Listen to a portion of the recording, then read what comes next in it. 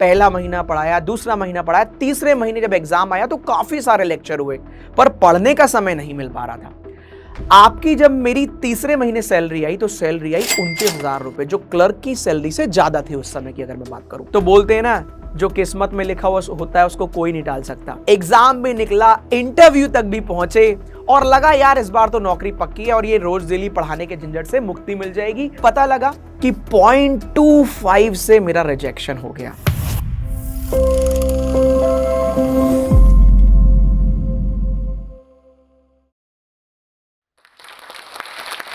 मुझे आज भी याद है वो दिन जब मैं 23 वर्ष का था। मैं रोते हुए अपने कॉलेज से अपने घर पहुंचा। जिस कॉलेज में मैं पूरी शिद्दत के साथ पढ़ा रहा था, वहीं से एक दिन मेरा जाना हुआ, जहां मात्र 8,000 रुपए मुझे उस कॉलेज में पढ़ाने के मिलते थे। मैं रोते रोते अपने पिताजी के पास पहुंचा और मैंने उनसे कहा कि अब आगे क्या होगा या अब मुझे आगे क्या करना है। मैं हताश था, निराश था और टूटा हुआ भी। उस दिन मैंने कभी सपने में भी नहीं सोचा था कि आज यहां पर मैं आपको इस स्टेज पर अपनी स्टोरी सुना रहा हूंगा और आज मैं आपका प्यारा पुनीत सर बन जाऊंगा। नमस्कार, मेरा नाम है पुनीत कुमार शर्मा और पिछले 11 वर्षों से मैं कॉम्पिटिटिव एग्जाम्स में रीजनिंग पढ़ा रहा हूं और आप सभी मुझे रीजनिंग बाय पुनीत सर या फिर हमारे प्यारे पुनीत सर के नाम से जानते हैं। सच्चाई तो यह है दोस्तों, मैंने कभी सपने में भी नहीं सोचा था कि एक दिन मैं टीचर बनूंगा। मैं हापुड़ के एक छोटे से शहर से रहने वाला हूं और एक मिडिल क्लास फैमिली को बिलोंग करता हूं। अपनी फैमिली में मैं सबसे बड़ा हूं 4 भाई बहनों में, और आप में से वो सारे लोग आराम से मुझसे रिलेट कर पाएंगे जो अपने घर के बड़े होंगे। जैसा कि मैंने कहा कि मिडिल क्लास फैमिली में मैं बिलोंग करता हूं और मेरा कोई सपना नहीं था टीचर बनने का। तो हम जो मिडिल क्लास के लोग होते हैं ना और जो घर के बड़े होते हैं, उनका कोई सपना नहीं होता। उनके ऊपर होती है जिम्मेदारी। किसी के ऊपर सिस्टर की शादी की जिम्मेदारी, किसी के ऊपर छोटे भाई बहनों को पढ़ाने की जिम्मेदारी, किसी के ऊपर होती है परिवार को समाज में ऊंचा स्थान दिलाने की जिम्मेदारी। और आप आराम से रिलेट कर पाएंगे कि हम जो छोटे शहरों के मिडिल क्लास फैमिली के लोग होते हैं ना, हमें जहां जिंदगी ले जाती है हम वहीं चले जाते हैं। 98% लोगों को पता ही नहीं होता है कि उन्हें फ्यूचर में करना क्या है। तो मैं भी उनमें से अलग नहीं था, मैं आप ही में से एक हूं और आज यहां पहुंचा हूं। पर हम मिडिल क्लास वालों की भी ना दोस्तों एक अलग ही क्लास होती है। उनमें होता है मेहनत करने का जुनून, उनमें होता है जज्बा जिम्मेदारी उठाने का, उनके अंदर होती है ऑनेस्टी, उनके अंदर होती है खुददारी, जो आगे बढ़ने के लिए सबसे ज्यादा जरूरी है। शुरुआत हुई एक चाय का कप, मेरे 4-5 दोस्त जिनकी हर सेमेस्टर में बैक आ जाती थी उनको पढ़ाने से। वहीं से कॉन्फिडेंस गेन हुआ। जब मैं एमबीए कर रहा था सेकेंड ईयर में, तो एग्जाम से पहले थोड़ा सा ब्रेक होता है 2-3 महीने का। तो दोस्तों, जो मेरे घर के आसपास के कॉलेज थे वहां मैंने अप्लाई किया और उन्हीं में से एक में मेरा सिलेक्शन हुआ, जहां पर बीबीए के एस्पिरेंट को पढ़ाने के लिए मुझे सिलेक्ट किया गया। मैं एमबीए पढ़ रहा था, बीबीए के बच्चों को पढ़ा रहा था। मैंने वहां क्लियर कर रखा था कि मेरे एग्जाम से तो मुझे क्विट करना पड़ेगा। थोड़े दिन बाद हुआ क्या कि भाग्य में लिखा हुआ था एमबीए सेकेंड ईयर में आप हैं, एमबीए के फर्स्ट ईयर के बच्चों को पढ़ा रहे हैं। ये कैसे हुआ? जो एमबीए में सर पढ़ा रहे थे उनके साथ कुछ ट्रेजेडी हुई और वो आगे कंटिन्यू नहीं कर पाए। तो मुझसे मैनेजमेंट ने कहा कि सर फर्स्ट ईयर के बच्चे ही है, प्लीज आप इनको पढ़ाइए। मैंने कोशिश की और फीडबैक बहुत अच्छा आया और कहीं ना कहीं उससे कॉन्फिडेंस और गेन हुआ। बोलते हैं ना, जब किस्मत रास्ते दिखाती है तो आप उस पर चलते चले जाते हैं। समय आया मेरे एग्जाम्स का, एमबीए के सेकेंड ईयर के मेरे एग्जाम्स आए और मुझे वहां से क्विट करना पड़ा। एग्जाम्स खत्म हुए तो फिर मैंने आगे एक्सप्लोर किया इसी जर्नी को, क्योंकि मुझे लगा अब इसी में अपना करियर बना सकते हैं। मैंने काफी सारे कॉलेज में अप्लाई किया और मेरठ के एक कॉलेज में मेरा सिलेक्शन हो गया। दोस्तों, सुबह 5 बजे अपने घर से निकलता था, रिक्शा पकड़ता था, बस स्टॉप पे बस का वेट करता था, 1.5-2 घंटे का ट्रैवल करता था, पूरे दिन उसमें कॉलेज में पढ़ाता था और रात के 7-8 बजे तक घर आता था।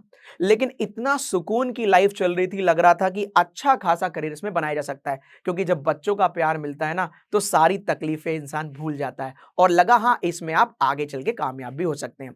तो प्रतिदिन सुबह उठना, कॉलेज जाना, बच्चों को पढ़ाना, उनका प्यारा सा फीडबैक जो आपको आगे बढ़ने के लिए मोटिवेट करता रहता है।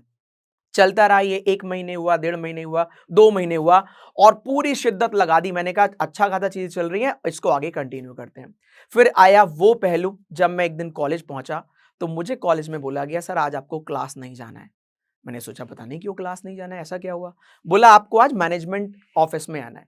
जब मैं मैनेजमेंट ऑफिस पहुँचा, तो वहाँ पर जो मैम थी उन्होंने बोला कि सर अब आप यहाँ कंटिन्यू नहीं कर पाएँगे। तो मेरे पैरों के नीचे से ज़मीन निकल गई। मैंने कहा कि ऐसा क्या हुआ? मैंने काफ़ी सारे क्वेश्चंस पूछे लेकिन पता चला कि वो होता है ना जो होना होता है उसको आप टाल नहीं सकते हैं। तो वहाँ पर एक सिंपल सा जो मुझे आंसर दिया गया वो ही मैं आपको बता देता हूँ कि सर आप तो बहुत टैलेंटेड हैं। आप तो कहीं पर भी चले जाएँगे और यहाँ तो केवल आपको 8,000 मिलते हैं, तो हो सकता है आप यहाँ से कभी स्विच करके चले जाएँ। तो sir wish you all the very best आपके फ्यूचर के लिए। मैं उन्हें कन्विंस करने की कोशिश करता रहा, जैसे आज आप अपनी जॉब के लिए आते हो तो कन्विंस करते होंगे। मैंने सब कुछ ट्राई किया, लेकिन होनी को कौन टाल सकता है। तो मुझे वहाँ से निकाला गया, जैसे कि मैंने आपको स्टार्टिंग में बताया था कि मैं रोते हुए अपने घर आया। पर उस दिन अगर वो इंसिडेंट मेरे साथ नहीं होता, तो आज शायद मैं यहाँ पर नहीं होता। और आप लोगों के सामने मैं अपने आप को रिप्रेजेंट नहीं कर रहा होता।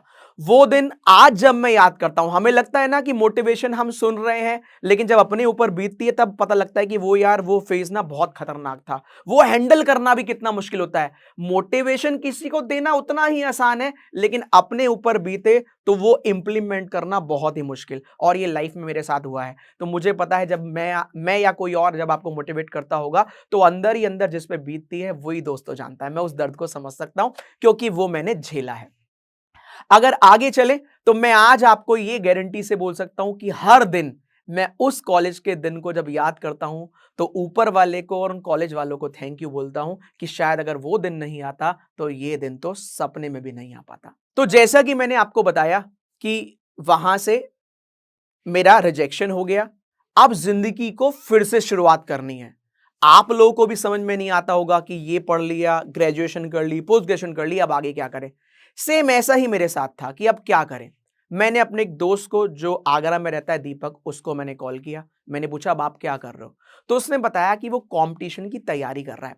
तो मैंने एमबीए किया था, तो एप्टीट्यूड में मैं पहले से अच्छा था। तो मैंने एक बार पहले 2-3 दिन रिसर्च की। मैंने कहा देखते हैं क्या है। तो पता लगा मैथ्स, इंग्लिश, रीजनिंग, जीए वही चीजें पढ़नी है। तो मैंने कहा ठीक है। उस समय बहुत फ्लो था, हर 2 में से एक बच्चा कंपटीशन की तैयारी कर रहा होता है। रेलवे की वैकेंसी तो खैर उस समय भी 5 साल में एक बार ही आती थी। एसएससी में कंपटीशन के साथ-साथ पेपर आउट और एक्स वाई जेड बहुत सारी चीजें थी कि कभी पेपर आउट हो जाए, तो मैंने बेहतर समझा कि मैं बैंकिंग की तैयारी करता हूं। जब मैंने बैंकिंग की तैयारी की, तो मैं आपको एक चीज बताता हूं कि मैं उस हर बच्चे से रिलेट करता हूं जो अपने घर वालों की जिम्मेदारी उठाने के लिए रात दिन लगातार पढ़ते जा रहा है, पढ़ते जा रहा है। वो ना भूख देखता है, ना प्यास, ना सुख देखता है, ना दुख, केवल पढ़ाई कर रहा है, पढ़ाई कर रहा है और अपने फैमिली की रेस्पॉन्सिबिलिटी उठा पाए इसलिए लगातार पढ़ते जा रहा है। मैं सुबह निकलता था बस से, 2 घंटे पढ़ते हुए जाता था, 2 घंटे पढ़ता हुआ आता था। तब ऑनलाइन नहीं था। आज के अलग चैलेंजेस चैलेंजेस है, लेकिन तब के अलग चैलेंजेस थे। उस समय चीजें ऑफलाइन जब होती थी ना दोस्तों, तो बस में खड़े होकर 2-3 घंटे ट्रैवल करना, फिर वापस आना और पूरे दिन पढ़ना, ये भी नहीं पता होना। आज तो आप रिव्यू देख लेते हो कि एग्जाम में क्या आया। हम लोग को ऐसा कुछ नहीं पता चलता था। लेकिन तब के चैलेंजेस और आज के चैलेंजेस अलग अलग हैं। तो मैंने क्या किया, आप यकीन कीजिएगा, 24 घंटे में से 18-19 घंटे 4 महीने लगातार मैंने केवल पढ़ाई की। ना अपने खाना देखा, ना पीना देखा, ना अपनी हेल्थ देखी। मेरे परिवार में मेरे मम्मी पापा को मैंने रात को 2 बजे मेरे बारे में कहते हुए देखा कि प्लीज इसको बोल दो सो जाए वरना पागल हो जाएगा। लेकिन ये था कि जिम्मेदारी उठानी है, 24 साल आपकी उम्र हो गई है और कब कमाओगे, आपकी नौकरी छूट गई है, आप कब तक पापा मम्मी के पैसों पे चलते रहोगे। 4 महीने सिलेबस खत्म हुआ, कोर्स कंप्लीट हुआ, सब कुछ सीख लिया। अब तो ये था बस रिवीजन करना है। फिर वापस जर्नी मुझे ले गई मेरे टीचिंग पर। जैसा कि जिस कोचिंग सेंटर में मैं पढ़ रहा था वहीं पर वैकेंसी निकली। मैंने कहा अप्लाई करते हैं, इस बहाने पढ़ते भी रहेंगे और अपने कंपटीशन की तैयारी भी होती रहेगी। तो मुझे दिल्ली बुलाया गया। मैंने दिल्ली में इंटरव्यू दिया, अपना पढ़ाने पढ़ाया, तो मेरा सिलेक्शन हुआ। फिर कंपनी के ओनर ने इंटरव्यू लिया, पढ़वा कर देखा। चारों राउंड क्लियर करने के बाद जिस ब्रांच में मैं पढ़ रहा था गाजियाबाद, उसी में मुझे पढ़ाने का मौका मिला। अब सोच कर देखिए, 80% लोग जो आपसे उम्र में या तो बराबर हैं या बड़े हैं, उनको पढ़ाना है। एक्स सर्विसमैन, हाउसवाइफ, वो ग्रेजुएट, पोस्ट ग्रेजुएट बच्चे जो कहीं ना कहीं आपसे उम्र में बड़े हैं या आपके साथ के हैं, उनको पढ़ाना। सच बताऊं तो हाथ ऐसे कांप रहे थे कि यार इस क्लास में जाके इनको टैकल कैसे करेंगे, क्योंकि कुछ दिन पहले तो आप इन्हीं की तरह ही यहां पर बैठे हुए थे और आज इन्हीं को पढ़ाना है। तो वो दिन था, लेकिन जिम्मेदारियों का बोझ तो पढ़ाना तो है ही, तो हमने पढ़ाना शुरू किया। 2-3 महीने पढ़ाया। मेरी हाँ जॉब जो लगी वो 14,500 रुपए की लगी, तो कहीं ना कहीं 8,000 से तो बढ़िया ही था। तो हमने कहा ठीक है पढ़ाते हैं। पहला महीना पढ़ाया, दूसरा महीना पढ़ाया, तीसरे महीने जब एग्जाम आया तो काफी सारे लेक्चर हुए, पर पढ़ने का समय नहीं मिल पा रहा था। आपकी जब मेरी तीसरे महीने सैलरी आई तो सैलरी आई 29,000 रुपए, जो क्लर्क की सैलरी से ज्यादा थी उस समय की अगर मैं बात करूं। तो बहुत अच्छा लगा, फैमिली वाले खुश कि जहां बच्चा पढ़ रहा है वहीं पर पढ़ा रहा है और उसके पैसे भी मिल रहे हैं और लोग रिकॉग्नाइज भी कर रहे हैं, जानने भी लग गए, सम्मान भी दे रहे हैं। तो बोलते हैं ना, जो किस्मत में लिखा हुआ होता है उसको कोई नहीं टाल सकता। एग्जाम भी निकला इस ड्यूरेशन में, एग्जाम भी निकला, इंटरव्यू तक भी पहुंचे और लगा यार इस बार तो नौकरी पक्की है और ये रोज डेली पढ़ाने के झंझट से मुक्ति मिल जाएगी। 8 बजे सुबह जाओ, रात के 8 बजे तक आओ और शाम का सूरज भी ना देख पाओ। इससे बढ़िया है आराम से गवर्नमेंट जॉब करेंगे, बैठेंगे आराम से, पूरी फैमिली सेटल। तो पता लगा कि 0.25 से मेरा रिजेक्शन हो गया। अब सोचकर देखिए, जिस दिन के लिए पढ़ना स्टार्ट किया था 19 घंटे 18 घंटे पढ़ना, बैक पेन शुरू हो गया था, आंखों के नीचे डार्क सर्कल हो गए थे, ना भूख ना प्यास। वो बच्चा जो आप जैसे आज आप सपने देखते होंगे कि इस बार तो हो ही जाना है, तो यही था, इस बार तो हो ही जाना है, दुनिया की कोई ताकत नहीं एग्जाम ना निकले। लेकिन उसके आगे किसी की नहीं चलती। उसे पता होता है कि आपके लिए क्या बेहतर है। शायद उस दिन अगर मेरी नौकरी लग जाती, 0.25 से मेरा रिजेक्शन हुआ था, तो उस दिन अगर मेरी नौकरी लग जाती तो शायद केवल मेरे घर वालों को ही खुशी होती और एक ही घर में खुशी आ पाती। आज मैं प्राउडली बोल सकता हूं, लाखों घरों में बैंक, रेलवे, एसएससी के मेरी वजह से खुशी आई हैं और शायद अगर वो दिन मेरा सिलेक्शन हो जाता तो इतने लोगों की खुशियों का मैं एक हिस्सा ना बन पाता। तो दोस्तों अब लगा कि अब इसी में अपना करियर बनाते हैं, क्योंकि सच्चाई से मुंह नहीं छिपाना चाहिए। जब आप सुबह 8 बजे से लेकर रात के 8 बजे तक 12 घंटे 10 घंटे डेली पढ़ाओगे तो सच्चाई ये है आप अपने लिए समय नहीं निकाल पाओगे। तो अब पैसा भी अच्छा मिलने लग गया, सैलरी भी और बढ़ गई, तो लगा ठीक है इसी को कंटिन्यू करते हैं, क्योंकि इसी में भी करियर बनाया जा सकता है, क्योंकि साथ के कुछ लोगों का करियर बनते हुए हमने देखा। अब क्या किया मैंने, ना दिन देखा ना रात, उसी में लग गया बच्चों को पढ़ाने में। सैलरी जहां 14,000 थी, 40,000, 50,000, 60,000 तक भी पहुंची। ये बात है 2015-16 की। 2016 में मेरी शादी हुई और बोलते हैं ना लेडी लक, जब मेरी शादी हुई तो मैं शादी के बाद उस गाजियाबाद की ब्रांच में नहीं, मुझे सीधा लखनऊ बुलाया गया। पहली बार ऑनलाइन पढ़ाई होने जा रही थी, पहली बार लोग ऑनलाइन के लिए सिलेक्ट हो रहे थे। तब मुझे वहां जाके पता लगा कि 2016 में जो मुझे सिलेक्ट किया गया है, केवल इसलिए सिलेक्ट नहीं किया, उसके पीछे की बहुत बड़ी वजह है। वो वजह थी दोस्तों, जिस कोचिंग में पढ़ा रहा था वो इंडिया की सबसे बड़ी कोचिंग थी, ईस्ट वेस्ट नॉर्थ साउथ पूरे भारत में फैली हुई। हर स्टेट में इसकी काफी सारी ब्रांचेस थी, लाखों बच्चे प्रतिदिन उस कोचिंग में आके पढ़ रहे थे और हजारों की संख्या में टीचर्स वहां पढ़ा रहे थे। उनमें से एक मैं भी था। पर होता है ना, जब आप एक जगह होते तो पता नहीं होता आप में कितना दम है। उस समय मुझे रियलाइज हुआ, होता क्या है, वो कंपनी ने क्या किया, 2016 में सिलेक्ट करने से पहले, लखनऊ बुलाने से पहले उन्होंने काफी सारे रीजनिंग टीचर्स का एग्जाम कंडक्ट कराया। उस एग्जाम में ऑनलाइन वो एग्जाम था, मैंने all over India second rank हासिल की। फिर एक और एग्जाम कराया गया, उस एग्जाम में मेरी रैंक ऑल ओवर इंडिया, जितने भी रीजनिंग के फैकल्टी पढ़ा रहे थे 8 साल से 10 साल से, उनमें रैंक 1 हासिल किया। तब मुझे वहां बुलाया गया। तो जब स्टार्टिंग में ऑनलाइन एजुकेशन स्टार्ट हुआ और जो केवल 8-10 लोग पढ़ाना शुरू किए थे, उनमें से एक मां सरस्वती की कृपा से मैं भी था। और 10-12 साल हो गए हैं, मैं प्राउडली बोल सकता हूं, मैंने वो दौर देखा है जहां पर शायद आज तक पिछले 11-12 सालों में 2-3 ही टीचर हुए होंगे इस कंपटीशन में जिसकी वीडियो बैंक, एसएससी, रेलवे तीनों ही कैटेगरी में ट्रेंडिंग में रही हुई होंगी। चाहे वो एग्जाम रिव्यू की वीडियो हो, चाहे वो नोटिफिकेशन की वीडियो हो, चाहे वो पढ़ाने की वीडियो हो। ऑनलाइन बहुत कम लोग अवेलेबल थे, बहुत कम ही लोग जानते थे, बहुत कम ही लोग पढ़ा पाते थे, इसलिए हर दिन वीडियो ट्रेंडिंग में जाने लगी। तो आज का दिन और वो दिन, अगर वो दिन नहीं होता तो ये दिन कभी नहीं आता। ऊपर वाले के यहां देर है, अंधेर नहीं। मैं हमेशा आप लोगों से बोलता हूं कि कोई 0.25 से रह जाता है और किसी का 0.25 से सिलेक्शन हो जाता है, क्योंकि ऊपर वाले के नेटवर्क में ना कभी भी नेटवर्क आउट नहीं होता। वो हमेशा अपने सीसीटीवी से आपको देख रहा है। वो देखता है आपकी लगन, वो देखता है आपकी ईमानदारी कि आप अपने काम को कितने नेक नियत से कर रहे हैं और आप असल में किस लिए बने हैं। बहुत सारे फेलियर्स देखे। आप आज देखते हो पुनीत सर को बड़ी स्क्रीन पर, बड़ी बड़ी गाड़ियों में, बड़े बड़े घर में। क्या ये डायरेक्टली ऐसा ही हो गया? तो आज आपको पहली बार पता लगा होगा कि सर ने शुरुआत 8,000 रुपए से की। और मैं ये प्राउडली बोल सकता हूं कि ऐसा भी समय आया जब कुछ समय इतनी भी सैलरी मिली जो शायद एक साल एसबीआई पीओ में जो लोग पूरे साल भर का पैकेज होता है उनसे भी ज्यादा इंसेंटिव वगैरह मिला के। हाँ, टैक्स वगैरह बहुत सारा कट जाता है तो ज्यादा दिमाग मत लगाइएगा। तो मैं आता हूं कि रीजनिंग में पुनीत सर, आपके प्यारे पुनीत सर कैसे बने। कुछ इंसिडेंट मैं आपको अपनी लाइफ के शेयर करना चाहता हूं दोस्तों। एक बार क्या हुआ, मेरे एक्सीडेंट में मेरा हाथ इंजर्ड हो गया था, ये रहा पूरा। तो मैं उस समय यहां पर पूरा प्लास्टर वगैरह चढ़ा हुआ था, तो मैं लिख नहीं पाता था राइट हैंड से। लेकिन बच्चों के एग्जाम थे और ऊपर वाला परीक्षा ले रहा था, क्योंकि तब तक पुनीत सर, इतने बड़े पुनीत सर नहीं बने थे। तो मैंने 4-5 दिन के अंदर ही लेफ्ट हैंड से लिखना शुरू कर दिया था।